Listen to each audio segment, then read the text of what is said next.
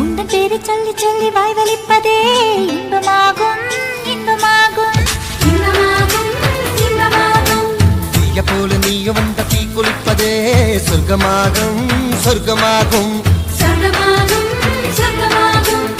100 gram தான் இதயம், அதிலே 100 டன்னாய் உன் நினைவு. அந்த உலக அழகி யாரும் உந்தன் அழகு பாதி இல்லை.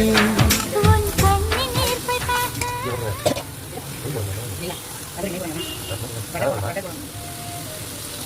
Ada